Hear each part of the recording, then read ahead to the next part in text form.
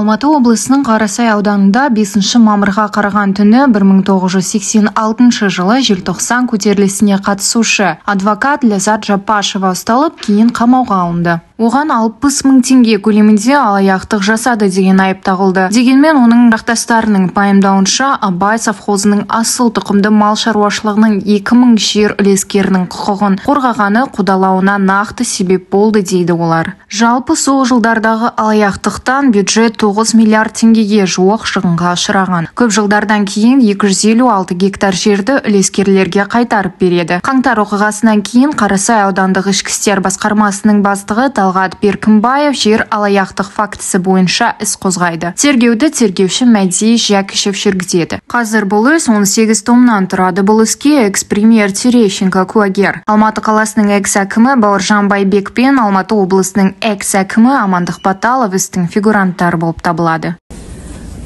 Наша Ләззат Жапашева, она участница желтоқсана, она юрист, адвокат. Ее наняли пайщики Карасайского района. Сонымен Қарасай ауданының пайщиктері біздің юристімізді солардың құқығын қорғау үшін жалдаған. Сонымен солардың құқығын қорғаймын деп бір 18 томды істі нетіп антикорға өткізген. Сонан кейін бұл Ләззат Жапашева стационарна өзі 2 инсульт алынған. Сода больницада жатқан. Содан деген оны деген мына Қаскелен ауданы, Қарасай ауданы шақырады. Ләззат келіп бір қағазға қол қойып береміз деп. Ана күйеуі екеуі шапқылап келеді. Ертеңгілікте 10-нан кіреді, сағат 3-те күйеуі біледі, что Ләззатты қамауға алды деп. Сонымен 48 сағатқа қамауға алынады. 48 сағаттан кейін түнгі сағат 2:30-да сотын бітіріп, әйтеуір түрмеге 2 айлық қамауға тағалып кетеді. Содан 5-нен бастап бұл сухой аштық жариялайды. Сол аштыққа әлі көшейін аштық жариялауда. Ол хат алып шығып берді. Если со мной что-нибудь случится, вините прокурор деген хат алып шығып берді.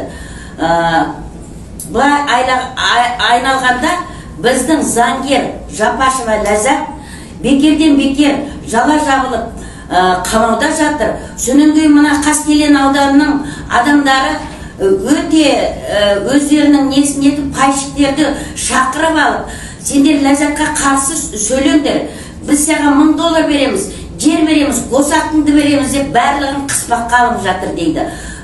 Точно қыспаққа алып жатыр, өздері шықты WhatsApp-тан, не істейміз деп тұр.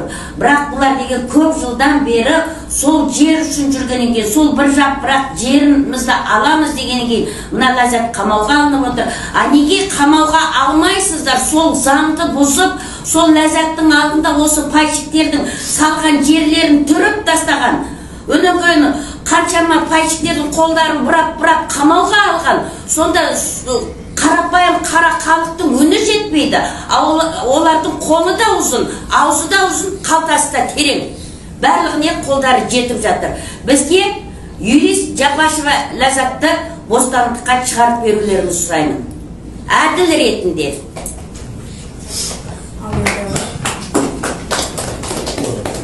Алайда амансыздар қазақ елім. Мына отырған белсенділер, пайщиктер, желтоқсандықтар.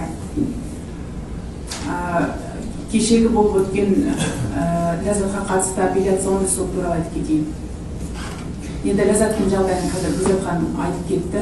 Оны адвокат ретінде Қарасай ауданының пайщиктері жалдаған болатын, юрист ретінде, адвокат ретінде. Оның Ләззаттың бұл жерде жерге қол сұққан ешқандай кінәсі жоқ. Ол тек қана ол жерде өзінің жұмысын атқарды, адвокат ретінде жұмысын атқарды. Бүгінгі күні кеше 17 май күні апелляционный соты болды. Енді апелляционный сотты қалай деп айтамыз? Апелляционный сотта апелляция береді, жеңілдік береді. Ал ол сотта жеңілдік беру дегенді ойлағанда жоқ. Қалай олаған қолдарына жазып берді, мынаны оқисын сотқа деп. Сол решениені оқып берді бізге, болды. Ешқандай жеңілдік болған жоқ. Онысын бірде қамауға алуға болмайды, ешқандай доказательство ештеме жоқ.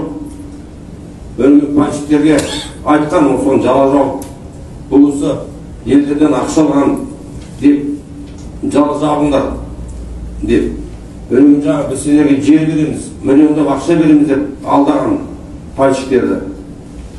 Осы әлі жатқан жала жапсындар, мен сендерге барлық жағдай жасап беремін деп Қарасай ауданының жаңағы несінде істейтіндер, әкімі, прокурорлар бәрі солай варианттар жасаған. Енді бұл кісінің бізге жасаған жақсылығын айтатын болсақ, бұл кісі бізге ешқандай ақша алған жоқ, бір тиын ақша естіген жоқ. Мен осы жерде, осы айналысқан, жұмыспен айналысқан еңбекқардай араласып келе жатырмын. Барлық жиналыста да, барлық жер берген кездерде барлық жиналыста да болдым мен ішінде. Бірақ ешкімнен бір тиын ақша алған жоқ. Соған қарамастан ақша алып деп жала жауып, өтірік елдерді алдап, пайщиктерді бір-біріне айдап салып, мына Қарасай ауданының жаңағы әкімдері бәрі жиналып алып, осындай жала жауып, түрмеге қамап қойды осыны. Бұл қандай әділсіздік?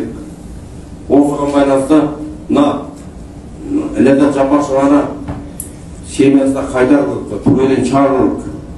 Бұл заңсыз әрекет. Бұл біздің конституциямызға жатпайтын әрекет. Бұндай заңсыз істердің бәрін жоюға тырысу керек. Міне қазір енді халық, желтоқсандықтар, пайщиктер бәрі жиналып, жан-жаққа барып, жалоб жасап, арыз тастап, сотқа барлық жерден барып алып, бірақ ешқандай пайда болмай жатыр.